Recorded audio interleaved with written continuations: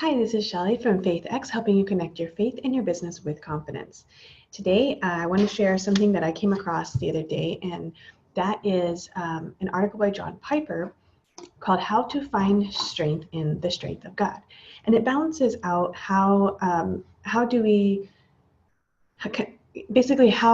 does that work when we have the faith versus acting and the doing it in our own strength versus doing it in God's strength. What does that mean? How does that look? It's a great article. I'll link it below. But one of the things that he has in there is an acronym called APTAT, and he says it rhymes with APTAT, so I guess it'd be APTAT, APTAT. It stands for admit or acknowledge that we can do nothing apart from God. Pray for God's help for the task at hand. And then trust that in a particular promise of God's help, and he explains this a little bit more in a second. And then in that faith, you act. And then finally, you thank God for the help you received, and you start it all over again. So APTAT, admit, pray, trust, act, and thank. And he says really the key piece that's different from a lot of other ways of balancing these, like what is my responsibility to act and when do I trust God or when do I do it in his strength. The difference is that trust a specific promise piece. And the reason he's saying that this is very different is because we have to remind ourselves, he says, of a specific concrete promise that God has made and Jesus has bought with his blood.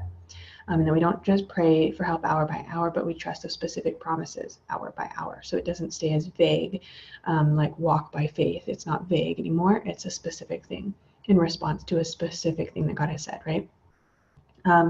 So he suggests that you memorize a few promises that are universally applicable so that you have something to go back to.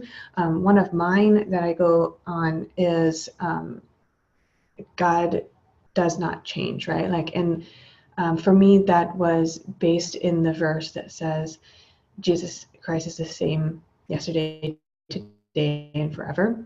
And that means to me that whatever he can do back then, whatever he's done in my past, in the Bible, in other people's lives, he can still do in the future. So he suggests a lot of other verses, 10 others, and so I will link a couple of those. For example, Psalm 23:6, the first part of it says, "Surely goodness and mercy shall follow me all the days of my life." And that's a good one to say because that's generally applicable, right? Like you said. And there are several others, and then I will link the article and you can read the whole thing. And again, that acronym is APTAT, APTAT, admit, pray, trust, act, and think.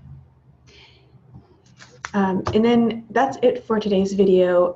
Please subscribe so that you can get all updates, put the little bell on, and be sure to check out in the summer Sword and Savvy interview series coming up soon with established Christian entrepreneurs talking about how their faith impacts their business and how their business impacts their faith. And I'll see you next week. I'm Shelly with FaithX, helping you connect your faith and your business with confidence.